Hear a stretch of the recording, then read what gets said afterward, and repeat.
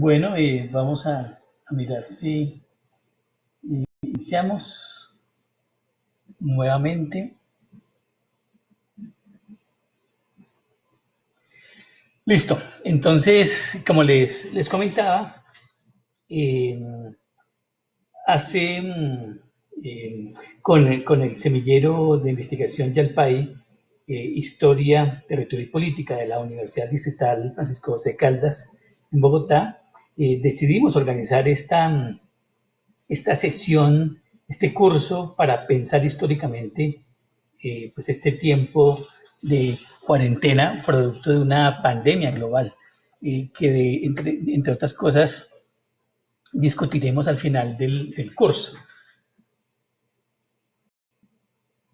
La primera sesión presentamos nuestra reflexión acerca de la relación que hay entre capitalismo, naturaleza y pandemia.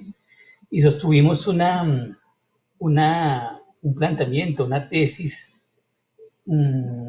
que consistía en que el capitalismo es una manera de organizar la naturaleza en un proceso que se inició hace 6 siglos como un ajuste espacial, siguiendo las tesis de David Harvey, un ajuste espacial que la crisis del feudalismo europeo provocó y que llevó a los europeos, digamos, a esa clase que sale fortalecida de esa gran pandemia de la peste negra, a buscar en la expansión global de la ley del valor una manera de resolver los problemas económicos y sociales que habían vivido durante ese complejo siglo XIV. Para el día de hoy y el próximo martes estaremos discutiendo cómo una dimensión del capitalismo, que como hemos dicho es una forma de organizar la naturaleza y tiene una modalidad que es el colonialismo. Y este colonialismo también ha estado acompañado de diferentes tipos de relaciones. Una de ellas, que es la que queremos explorar en el curso, es las pandemias.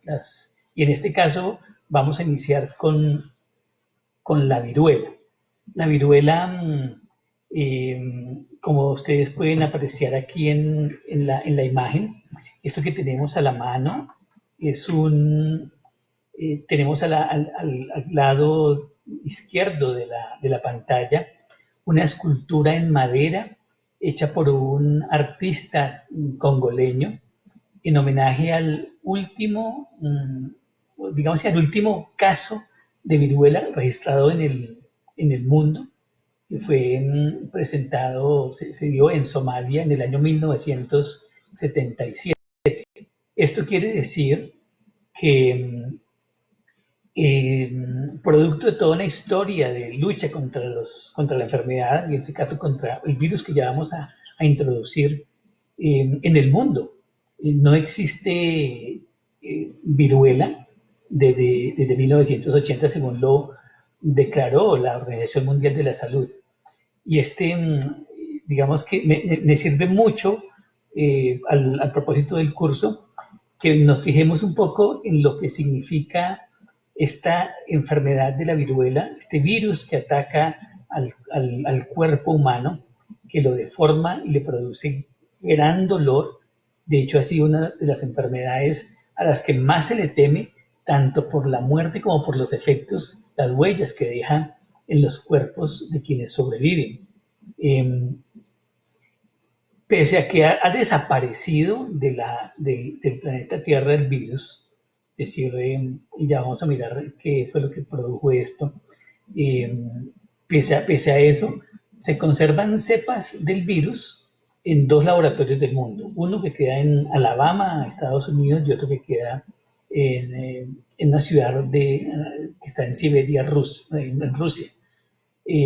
Ambos gobiernos plantean que ante la amenaza de bioterrorismo, ellos consideran que es necesario conservar cepas para en una emergencia atender poblaciones.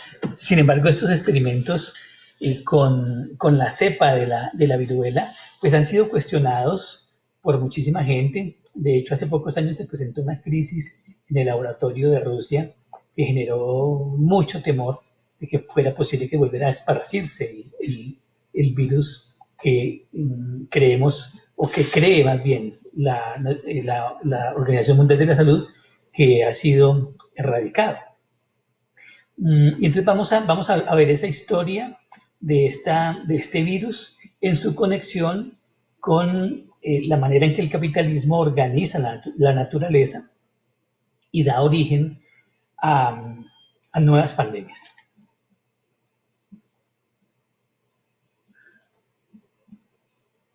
Por eso lo que vamos a tratar esta tarde van a ser básicamente dos asuntos. Primero, lo que hoy sabemos sobre la viruela, y en segundo lugar, la relación entre viruela y colonialismo.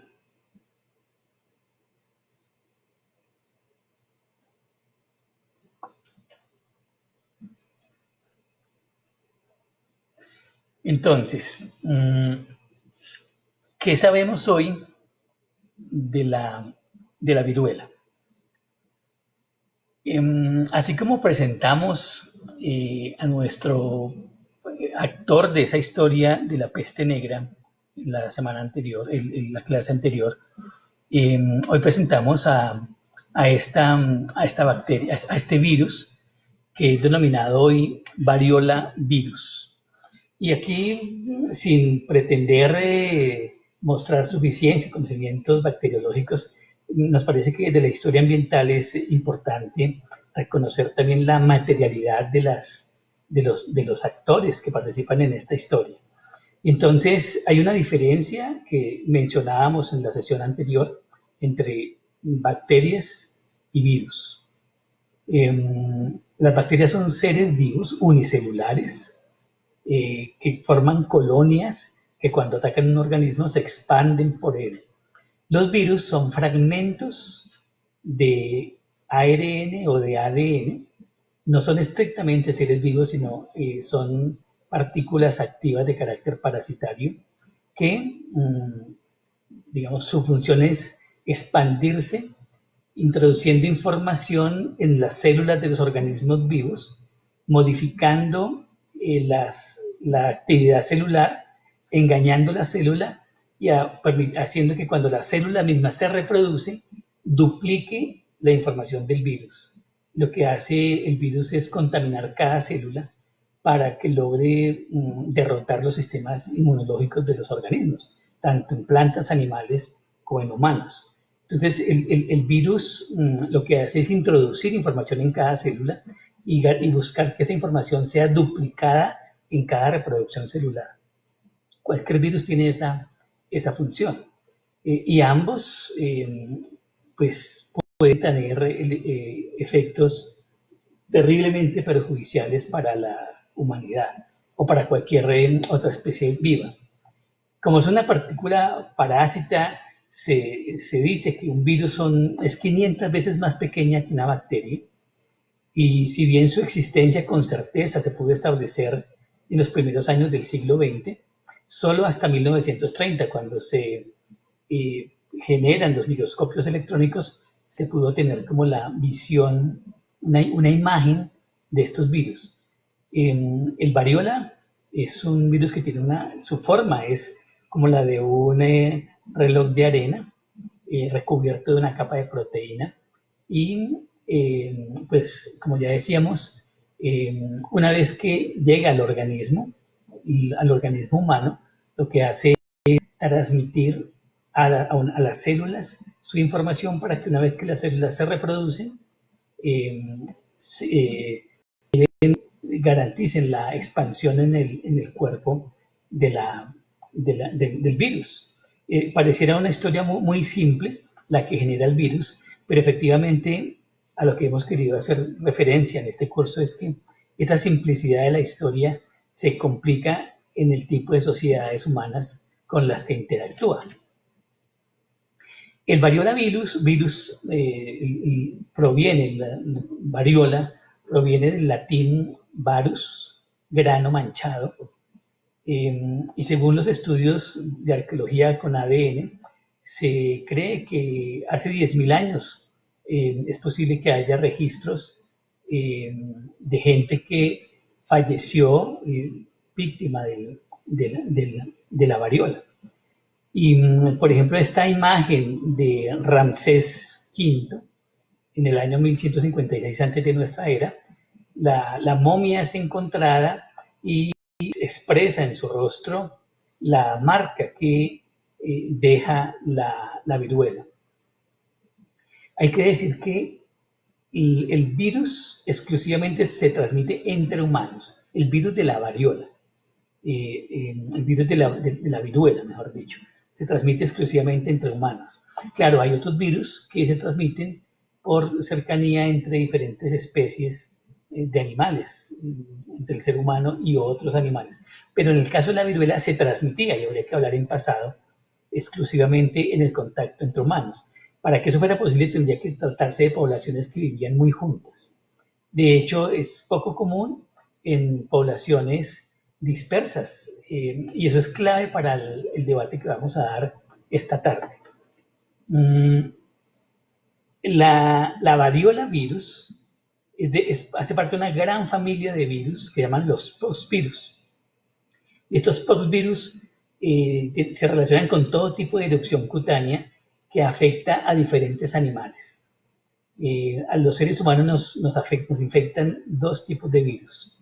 El ortofovirus, la viruela, pero también otro tipo de animales que pueden causar lo que se llama zoonosis.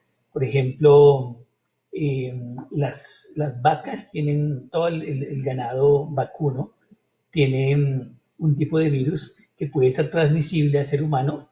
Su efecto no es mortal, pero sí es transmisible.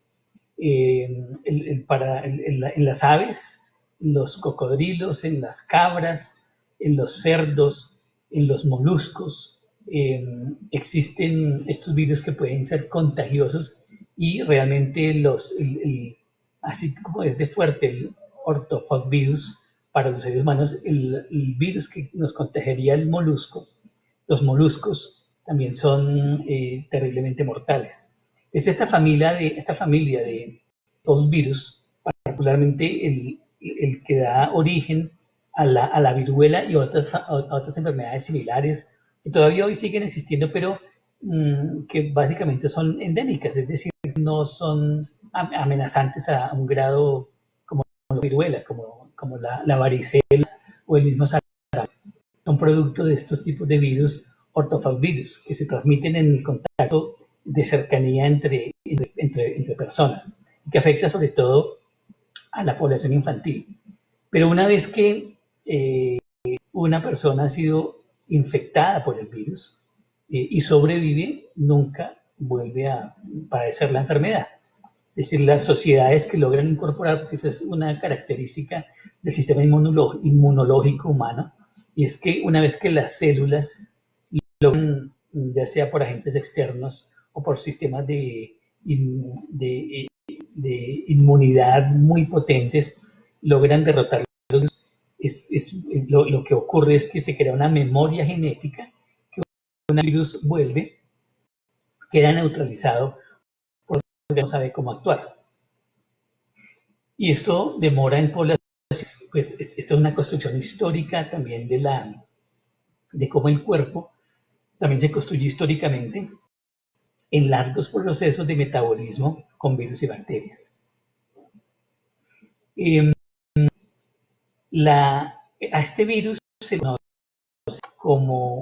le conocía también como el monstruo manchado. De hecho, este libro de Jennifer Lee Carroll, El monstruo manchado, la historia, la batalla contra el smallpox, en inglés, viruelas smallpox.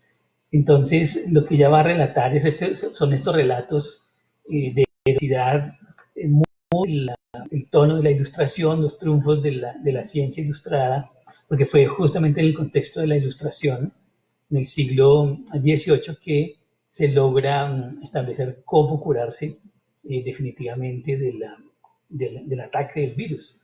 Y claro, el terror de la gente al virus es que el cuerpo se deforme. Esta foto la comparto con el respeto pues, que ustedes se merecen, simplemente como información que hace parte de los... hay un gran museo en Estados Unidos de la viruela, como un recuerdo en la memoria médica de la humanidad. Se ve una mujer con viruela en 1908 y su cuerpo está totalmente lleno de pústulas y sobrevivió de esa manera. Y a eso se le temía mucho y por eso le van a llamar el monstruo manchado, o así se le conoció. La sintomatología del virus tiene algo así como tenía, como 15 días. Primero se incuba el virus en los primeros 10, 12 días y una vez que está incubado libera por los vasos de la piel su capacidad de transformar las células y entonces empiezan a aparecer pequeñas manchas parecidas a las del sarampión que generan mucha fiebre y malestar general. Esto lleva a un mes de mucho sufrimiento, mucho dolor de espalda, de cabeza, vómito, y es el tiempo de alto contagio. Es el primer mes es en donde se produce el contagio persona a persona. Luego viene la vesícula, es que esos punticos rojos se convierten en pústulas en toda la piel que erupcionan, pero también internamente se salen pústulas en la garganta y por eso la gente tiene dificultad para hablar y comer. Es en ese contexto que las personas sufren y fallecen porque quedan con la quedan imposibilidad de alimentarse. Y los músculos del corazón, los músculos que permiten la respiración se colapsan y todo esto genera con hemorragias de la piel la muerte. Si la gente sobrevive, pues puede quedar así como esta foto de esta mujer, puede quedar también con ceguera porque afecta la cara. No quise mostrar hoy fotos que pues no corresponderían a una sesión de estas, que es demasiado ligera como para poder, y por respeto a ustedes también. Pero por eso se le temía tanto, por la muerte, por lo que generaba, pero también por las implicaciones que dejaba en las marcas.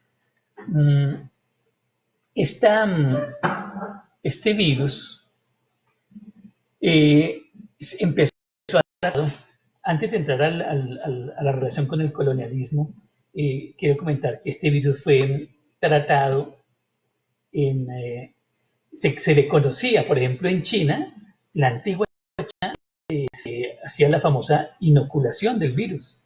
Y es que se lograban fragmentos de piel seca de aquellas pústulas que eran conservadas en frasquitos o en jarrones, se colocaban en una especie de cerbatana por las cuales el médico soplaba por la nariz del paciente pequeñas dosis de, digamos, caspa de la piel contaminada y esas pequeñas dosis invadían el organismo, pero generaban un efecto, porque claro, no tenían el mismo efecto de un contagio mayor. Entonces pequeñas dosis generaban cierto malestar, pero al cabo del tiempo la gente se recuperaba y podía seguir su vida. Era una manera de inmunizar a la población.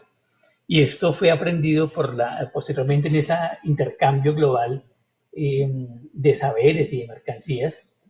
También Europa aprendió de los chinos a inocularla. Pero, por ejemplo, en la peste del siglo XVIII, de 1796, es Edward Jenner, un médico británico, se da cuenta que las ubres de Bach tienen granos parecidos a los de las personas que sufren la viruela.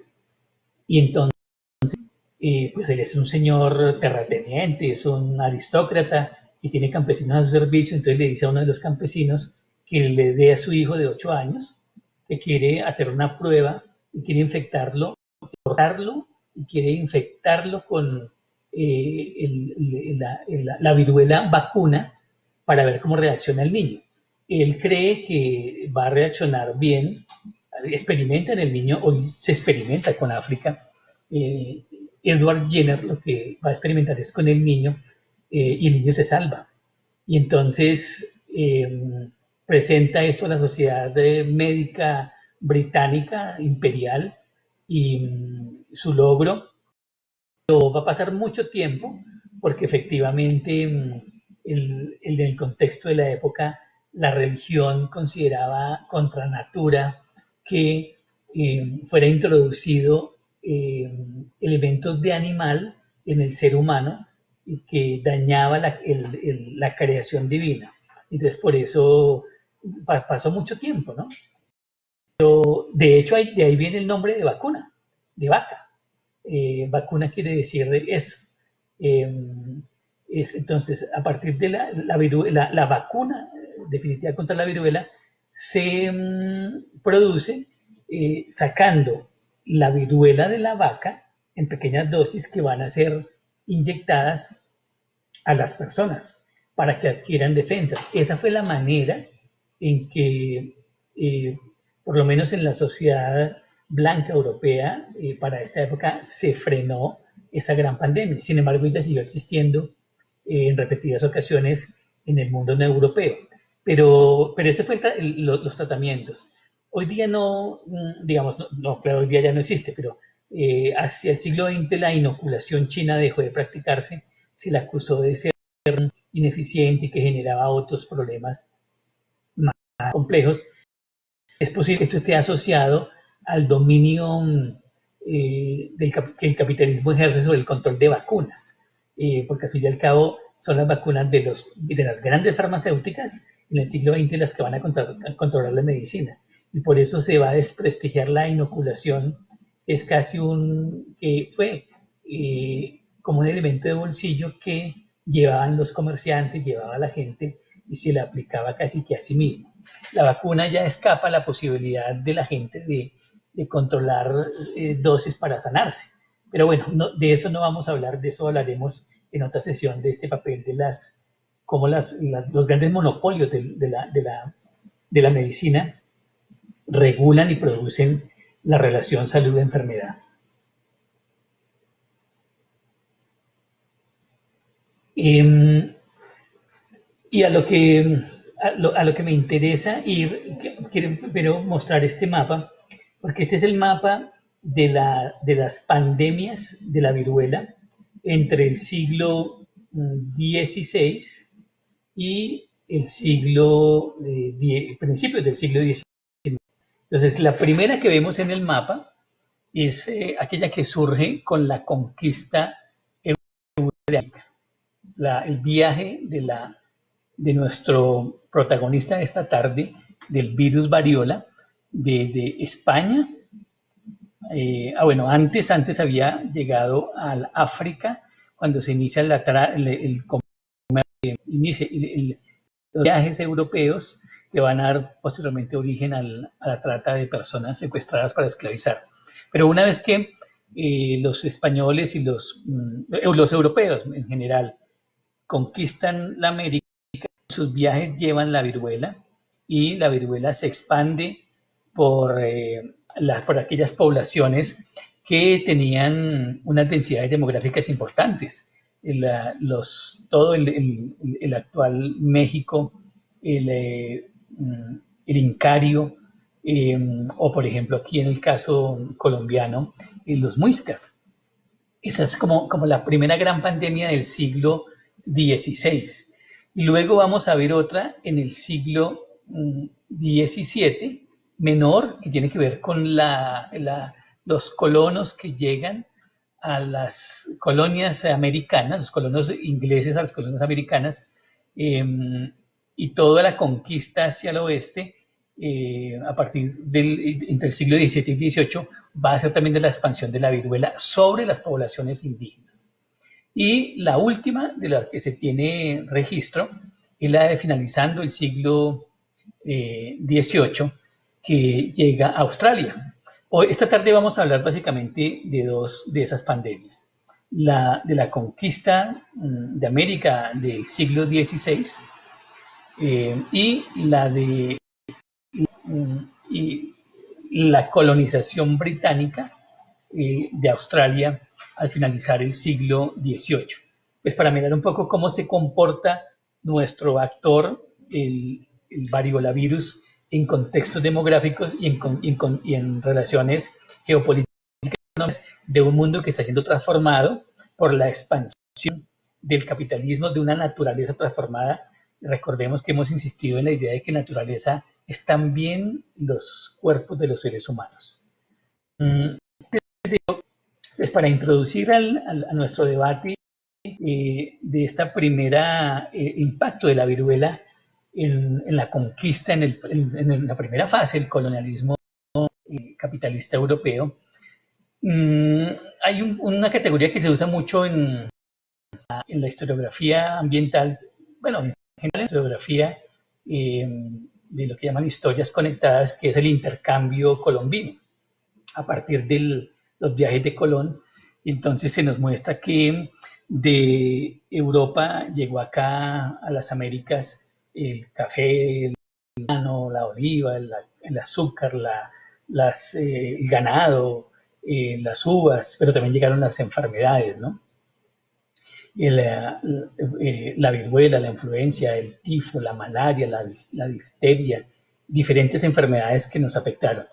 Y hacia Europa viajaron también una serie de productos que hoy día son parte de la dieta alimentaria global, desde el tabaco, la quina, la papa, la pimienta, el arroz, el maíz, la piña, los pavos, el cacao, las calabazas, pero también viajaron enfermedades, entre ellas la sífilis, que llevaban de vuelta a los colonizadores y que estaba presente en varias de las sociedades que los europeos conquistaron.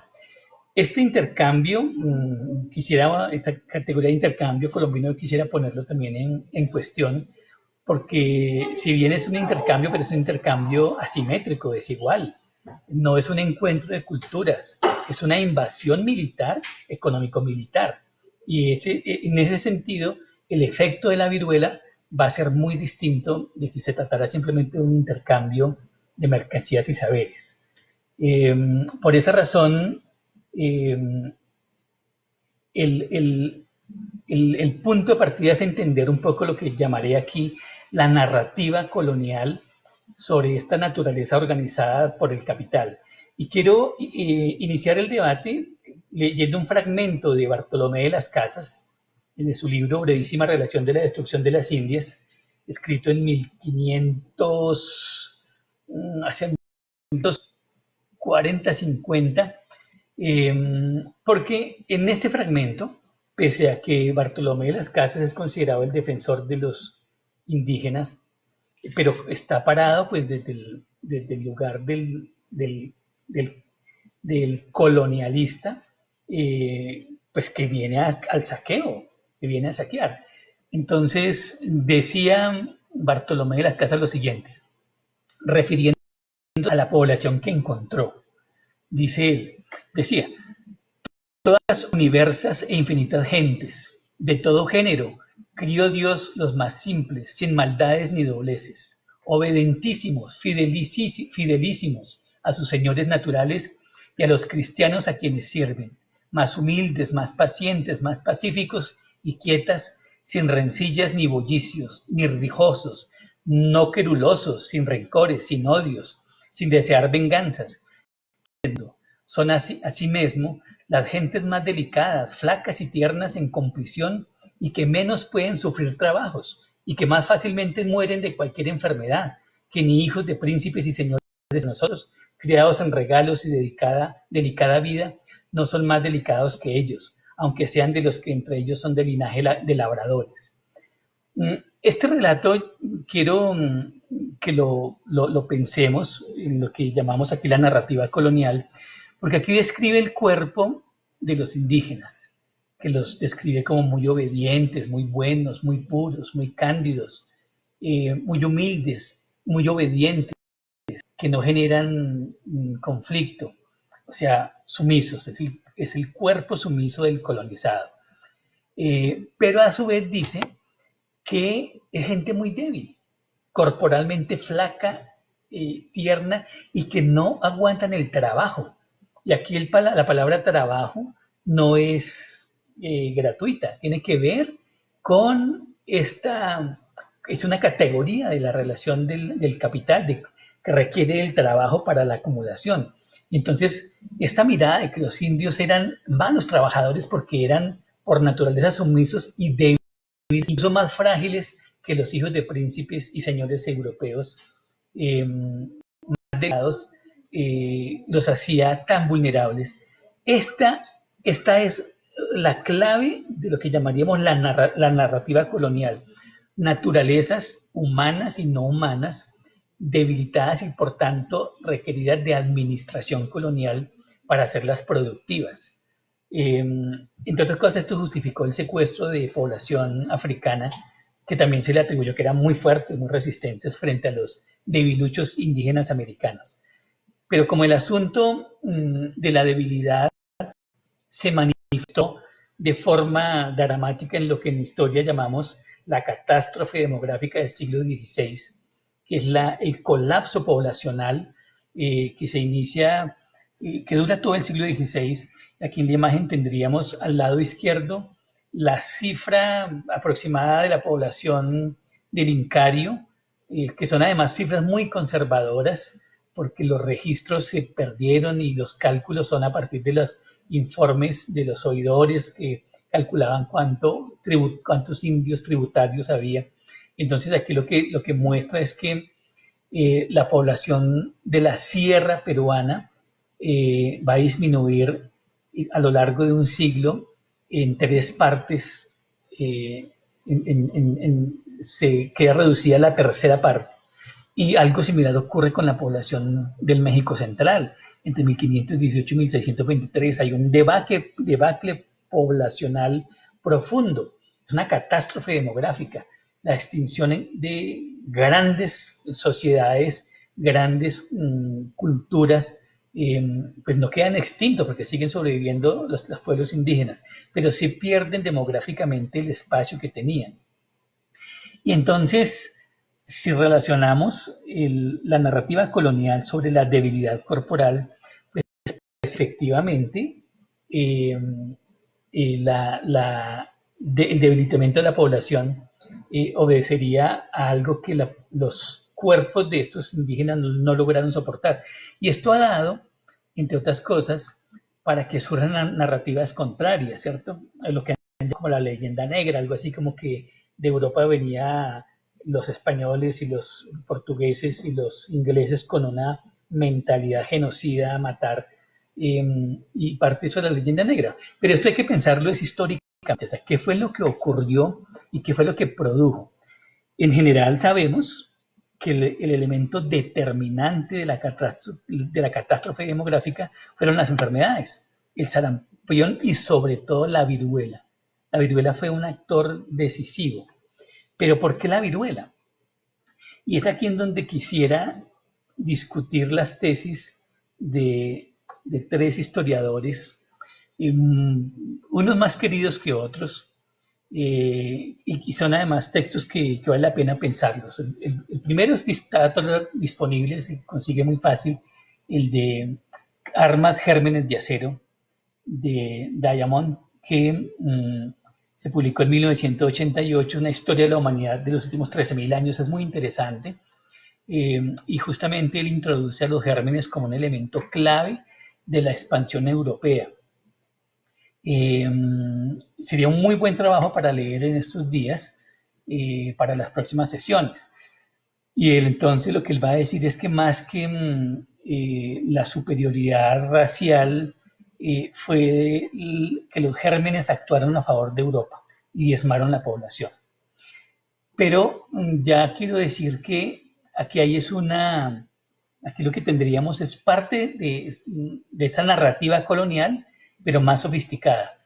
En cierto sentido, Alfred Crosby, en Imperial Ecológico, su libro de 1997, repite un poco la misma tesis, y es que las sociedades americanas eran sociedades aisladas que no tenían sistemas inmunológicos fuertes y que por tanto sucumbieron fácilmente.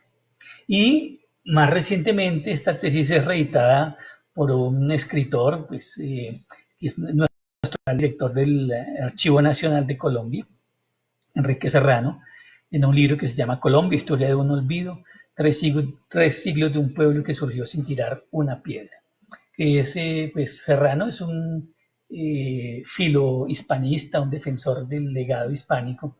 Entonces él va a recoger toda esta lectura biológica de la superioridad biológica de Europa frente a América, ¿no?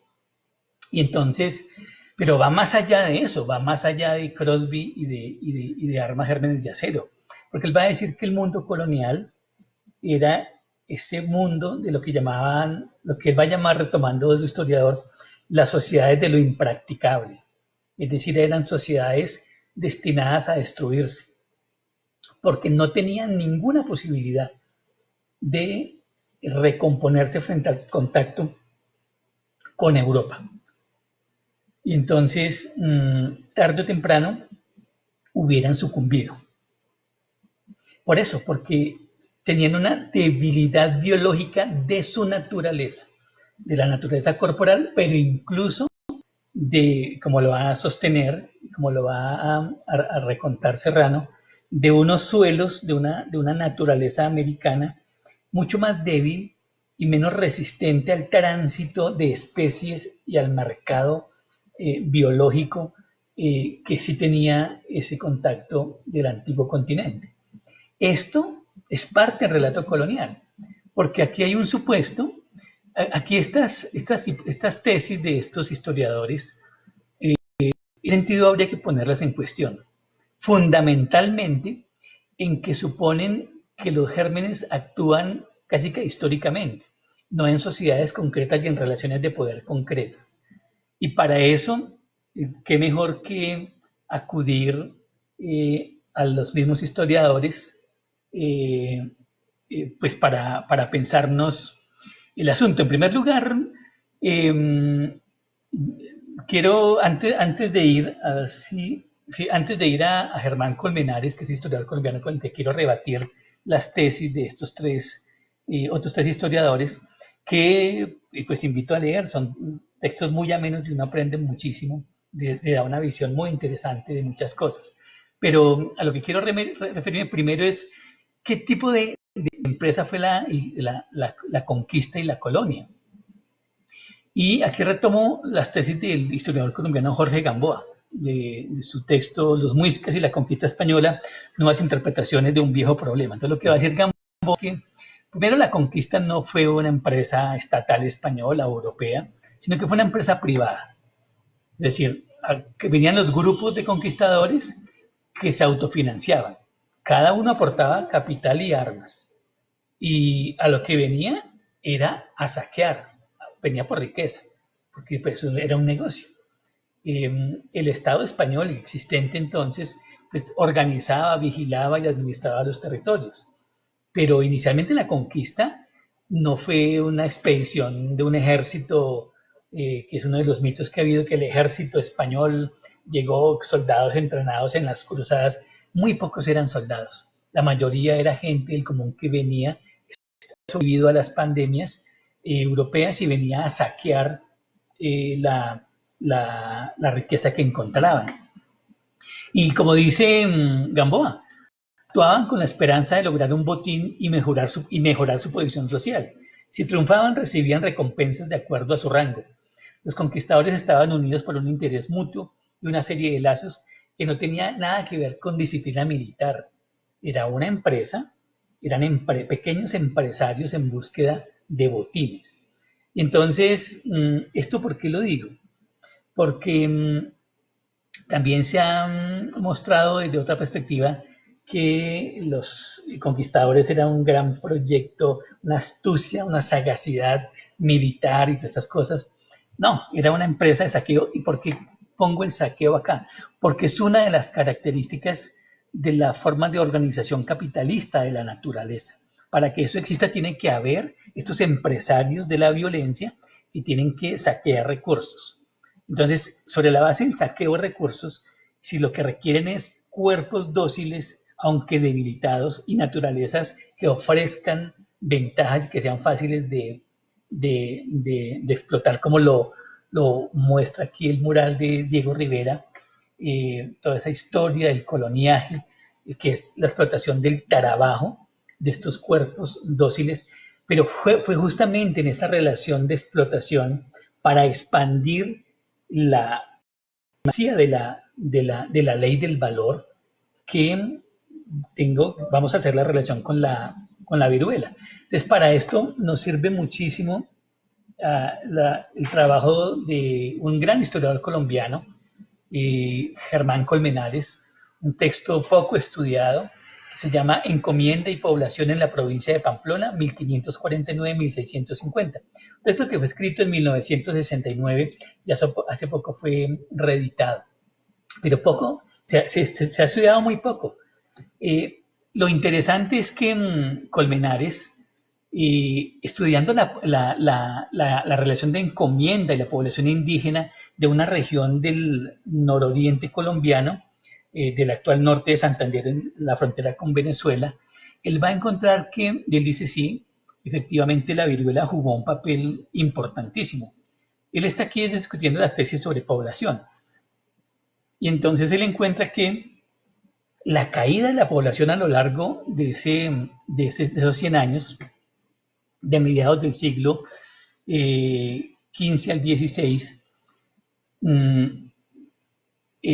lo que va, de mediados del siglo XVI al XVII, lo que va a ocurrir es que decae la población indígena en Pamplona.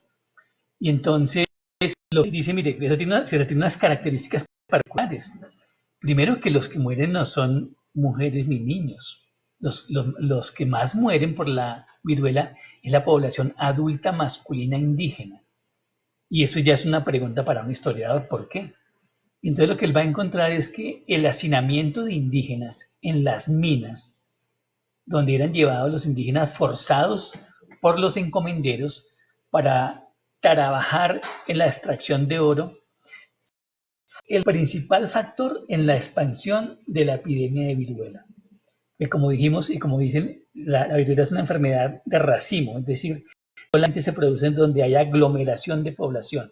Poblaciones dispersas, como muchas comunidades indígenas, no tuvieron ese problema, pero cuando los españoles y los portugueses conquistaron, también agruparon a los indígenas para que trabajaran sus tierras, para que trabajaran en las minas y para que produjeran tributos. Ese agrupamiento forzoso fue el principal vehículo para que se transmitiera tan rápidamente la viruela.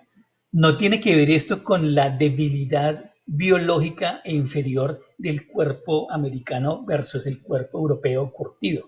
No, tiene que ver con las condiciones sociales en que la población fue organizada y en el cambio. Claro, en donde hubo efectivamente contagios terribles, por ejemplo, en los primeros años de la conquista de México, la caída de Tenochtitlán o la forma en que fue diezmado el ejército de los incas con la llegada de Pizarro. Pero esos primeros encuentros no fueron los que se repitieron, porque además se agruparon. Tenochtitlán era la ciudad más grande del mundo, era tan grande como Xi'an en China, de casi, se calcula entre 500 y 500.000 habitantes y 1 millón de habitantes, o sea, una masa poblacional, y claro, ahí la viruela impactó mucho. Pero no explica, porque no toda la población indígena vivía en ciudades de esa magnitud, eran pueblos dispersos. Cuando son obligados para trabajar en función de los intereses europeos, para producirles de valor en términos de oro y tributos, entonces es que se produce la pandemia. Entonces lo que va a decir Colmenares es que el trabajo agrícola estaban ya apiñados en las minas. Luego el trabajo agrícola que ellos tenían para su propia alimentación indígena se pone en función de las minas, en detrimento de la alimentación general. Y un pueblo apiñuscado en las minas, pero además que no se alimenta bien, pues es más susceptible a enfermarse. Y entonces lo que paradójicamente, y esto es lo que muestra el carácter más capitalista de la empresa de la conquista, dice Colmenares, es que a medida que se agotó la población indígena, no hubo una respuesta benigna de los encomenderos, sino que se intensificó y se hicieron más duras y drásticas las sanciones de explotación laboral indígena. O sea, se acababan los indígenas, pero además morían y entonces la solución era flojos, como es que dicen aquí en Colombia, trabajen vagos, que es una frase muy común de una senadora de un partido de la extrema derecha colombiana. Pero esa visión de que eran flojos los indígenas eh, y que entonces tocaba era obligarlos, porque exigiéndoles trabajar se hacían más resistentes, también ayudó a incrementar la desnutrición y la desprotección ante las condiciones de vida, lo que produjo esa tremenda catástrofe demográfica. En ese sentido, estos historiadores que estamos discutiendo sus tesis, Diamond, Crosby y Serrano, que tienen razón en un aspecto, al no historizar la lógica en que opera en que opera una enfermedad, la producción social de la enfermedad, llegan a una conclusión errónea, y es que fue la inferioridad biológica. Y lo que aquí se está mostrando es que como fue una relación de dominación que transformó la sociedad, que puso a esta sociedad en función de la extracción de mercancías para ser llevadas a Europa, particularmente oro y plata, y para alimentar a los españoles y para alimentar a sus trabajadores, fueron esas relaciones sociales las que hicieron de la viruela, que es una enfermedad de racimo, es decir, que solamente afecta a poblaciones que están juntas y que por tanto pueden tener contacto, lo que explica su papel en la catástrofe demográfica. Ese era el punto al que quería referirme en el debate. Claro, en términos coloniales, la viruela fue también utilizada para mostrar la superioridad española, ¿no?, en la conquista. Entonces hay un historiador peruano, Uriel García Cáceres, que tiene un artículo en la revista peruana de Medicina y Salud Pública, se llama La implantación de la viruela en los Andes, la historia de un holocausto. Entonces va a mostrar cómo también hubo un uso político-militar de la viruela y cultural, que quedó narrado de forma sarcástica por el gran dibujante de la conquista, por Guamán Poma de Ayala. Entonces, en sus dibujos, dice Guamán Poma de Ayala, los conquistadores elaboraron, mientras hicieron el sitio del Cusco, cuando estaban sitiando militarmente el Cusco, además habría que decir que no solamente fueron los españoles, la famosa proeza de Pizarro y sus 167 soldados, todos empresarios de la conquista, sino que lo que estaban también viviendo estos pueblos eran guerras civiles. Había guerra civil en el imperio azteca, en el imperio inca, e incluso aquí entre los muiscas había una guerra civil. Y esas guerras civiles fueron utilizadas por ambos actores, americanos y españoles, pueblos originarios y españoles, fueron utilizadas tratando de sacar partida de esta. Entonces el sitio del Cusco fue un ejército grandísimo de una minoría española, pero una mayoría de indígenas adversarios del Incario, y lo mismo ocurrió en México. Y entonces, aparte de eso, cuando sitian el Cusco, se contagia la viruela porque los europeos llevan en sus cuerpos, para ellos es endémica la viruela, o sea, no la llevan, la portan, pero no sufren la enfermedad. Pero si la contagian, inmediatamente se expande. Entonces la población de Cusco se encierra es encerrada y los españoles entran en contacto y contaminan al pueblo inca. Y entonces, como muere tanto indígena, surge el mito de la, no recuerdo el nombre de esta virgen, de un culto a la virgen, en la que les dice a los indígenas, es un castigo de la virgen que esparce por el viento una enfermedad que usted mata. Es un castigo de Dios por no aceptar tranquilamente y pacíficamente la nueva organización política. Y entonces, a la vez que fomentaron el culto a la Virgen, eh, en medio del temor, entonces hacían un uso también de la enfermedad para dominar. Eh, Tanto así que en la conquista de Chile, del actual Chile, uno de sus conquistadores, Alonso González de Nájera, hacia 1590, decía lo siguiente, en estas crónicas que se han recopilado. Todo parece denotar que Dios ha facilitado aquel reino con particulares favores, mostrando ser su divina voluntad que se perpetúen en aquella fértil tierra, pues es cosa de maravilla el ver que conocidamente se van acabando los naturales tan deprisa por contagiosas dolencias, con lo que les hace Dios a las personas. Pues claro, también los españoles eran sumamente creyentes y posiblemente ellos creían efectivamente que era, como lo decíamos en la charla anterior, que había castigo de Dios y sobre todo castigo de los infieles.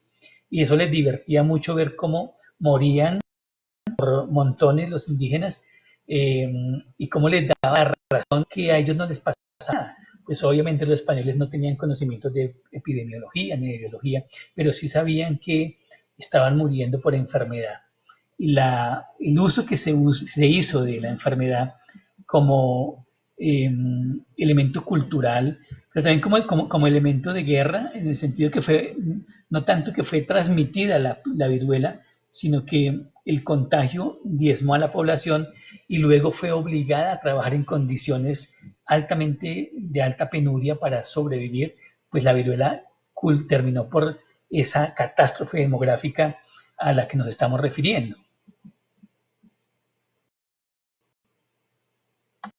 Otro caso que quiero que miremos esta tarde es un siglo más adelante, ya estamos hablando del siglo XVII y XVIII.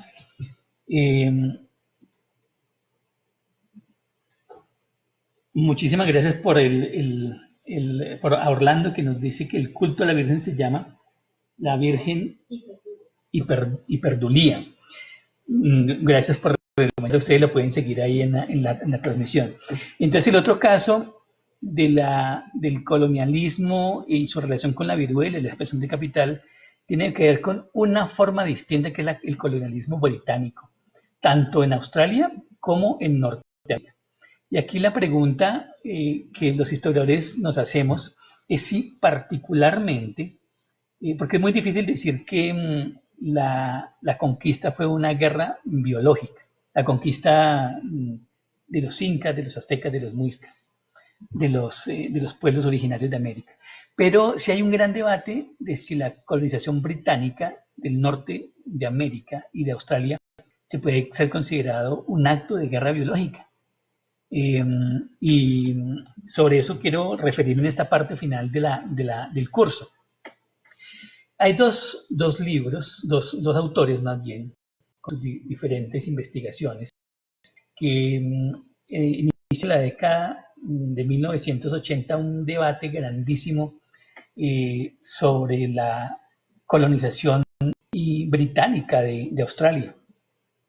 Entonces está Judy Campbell, una historiadora australiana, que tiene su libro Invasores Invisibles, viruela y otras enfermedades en Australia aborigen entre 1780 y 1880. Recordemos que para 1980 se están conmemorando los 200 años de la llegada británica a Australia. Y como ocurrió con 1900, con los 500 años del descubrimiento de América, 1992, también hubo una gran polémica sobre el significado, el sentido, tanto político y ideológico, pero también académico, y sobre el carácter de esa invasión. Eh, a diferencia de la conquista española y portuguesa, los ingleses crearon grupos de colonos que requerían el territorio sin naturales, sin indígenas, sino necesitaban expulsarlo de las tierras y libraron guerras porque ni los esclavizaron ni vivieron con ellos, los segregaron. Y entonces, entre Campbell y el otro historiador, Christopher Warren, se inició una polémica eh, a partir de esas historias que circulan acerca de que la flota inglesa, la flota británica, eh, entregó mantas contaminadas por viruela a los indígenas del norte de Australia para afectarlos. Entonces, en respuesta, Judy Campbell escribe este libro de Invasores Invisibles, un trabajo muy juicioso. Cuando se lee a Campbell, pues uno queda porque hace un uso muy interesante de la epidemiología, de los modelos epidemiológicos modernos, pero la crítica que se le hace a Campbell es que sus fuentes son las fuentes oficiales inglesas, son los archivos ingleses, eh, fundamentalmente.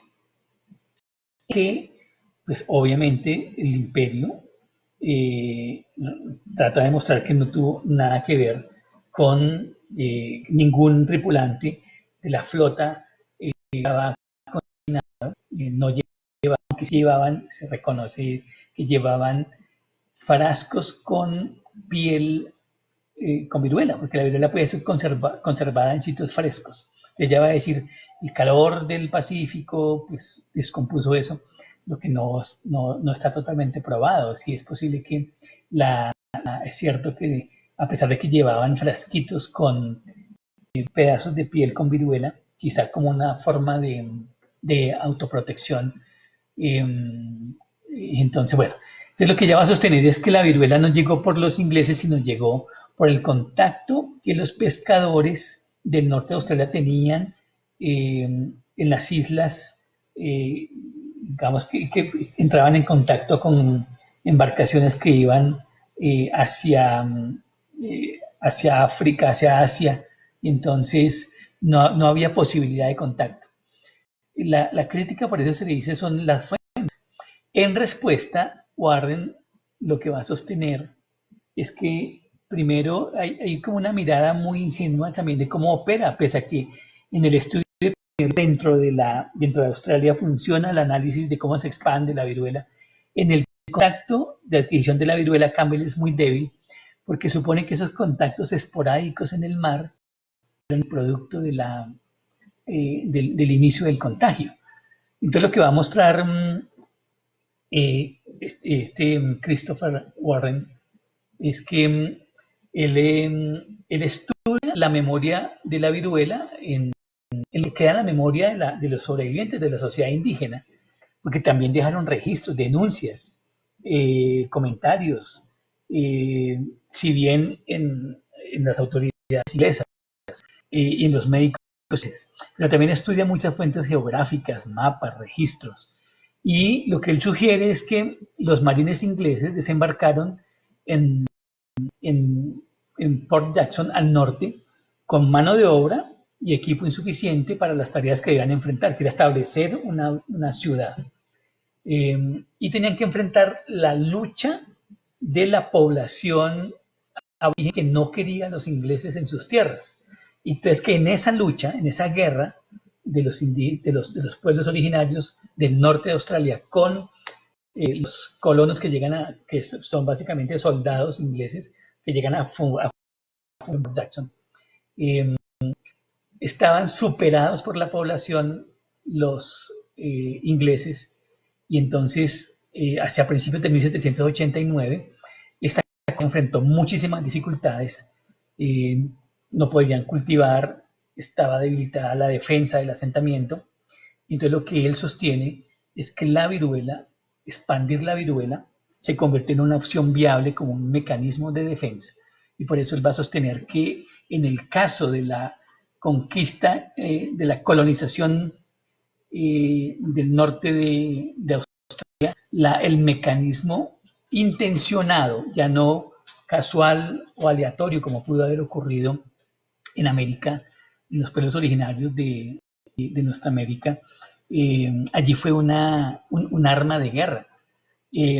Además, él se soporta en otros, esta idea de que la viruela fue usada como arma de guerra, también está soportada por otras investigaciones, otros trabajos que, digamos, hoy circulan, ¿no? Y dice, no era la primera vez que se hacía, sino que también es en la conquista inglesa de Norteamérica. Fue muy famoso un inglés, Lord Jeffrey Amherst, en una guerra que tuvo la colonización contra, contra el pueblo hurón, que está en los límites entre Canadá y Estados Unidos actuales, cerca a Ottawa. Esa población estaba en guerra, había tenido primero contacto con los franceses y tenían el comercio con los franceses. Cuando después de la guerra entre Inglaterra y Francia, pierde Francia y Francia se retira se repliega, el territorio hurón es ocupado por los ingleses y particularmente por Lord Jeffrey Amherst. Y entonces diferentes historiadores que han recogido las cartas que ha escrito este militar dicen que ellos decidieron usar la viruela como un mecanismo de guerra. Aquí hay una carta transcrita que le diría este Lord a un coronel, en la que más o menos le dice que él debería tratar de inocular a los indios. Inocular, pues, es darles la viruela mediante mantas, o que intente usar otros métodos que sirvan para extirpar a esa raza execrable. Y que él vería muy bien que incluso usara el esquema de cazarlos con perros, pero que está muy lejos para llevarlos hasta allá. Entonces, que le parece que está perfecto que se les inocule. Y cartas como esas, de un gran racismo, van a ser encontradas y están en un archivo en la librería, están microfilmadas en la librería del Congreso. Y han sido microfilmadas por diferentes investigadores, ¿no? Un trabajo que muestra algo de esto, pero en la historia de Estados Unidos, lo que se llama El lado oscuro, de Young Park, que muestra efectivamente cómo el racismo y los inmigrantes ha sido una constante del camino americano, del estilo de vida americano. Y justamente la guerra biológica contra inmigrantes y contra pueblos no blancos ha sido constante. Esta misma tesis que estaba citando nuestro historiador Warren, Christopher Warren, y que él retoma de que se usó la viruela como arma de guerra para expulsar, exterminar a poblaciones que se veían como ocupantes ajenos al propósito de hacer productiva la tierra. Como no eran productivos, no había necesidad de tener trato con ellos, sino la guerra, y en este caso la guerra biológica. A propósito de esto, y con esto cerramos el curso de hoy, a que miráramos, yo estos libros, la idea que tenemos con el semillero es que vamos a abrir un aula virtual o un drive, eso lo haremos en el curso de mañana, Ustedes nos dejan sus correos, ya algunos nos dejan sus correos electrónicos para invitarlos. Entonces les vamos a dar estos dos libros que son muy interesantes.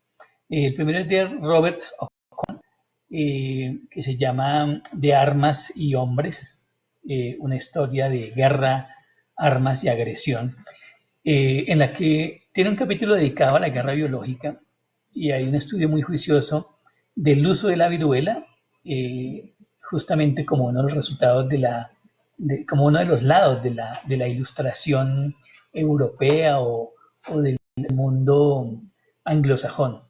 Y la guerra biológica, su punto de partida estaría en el uso de la viruela para expulsar pueblos indeseables al colono blanco. Y en relación con esto está el trabajo de Warwick Anderson, el cultivo de la blancura, salud y destino racial en Austria, porque es muy cercano a lo que en América hemos llamado esas políticas eugenésicas de mejoramiento de la raza. Claro, aquí en América trataban en el siglo XX de mejorar la raza y tenía para estos feministas y racistas criollos esta carga indígena tan fuerte. En el caso europeo, el caso australiano, la cultivo de la blancura también está asociado a cómo se evita el contacto entre el blanco y los pueblos razados como contaminantes.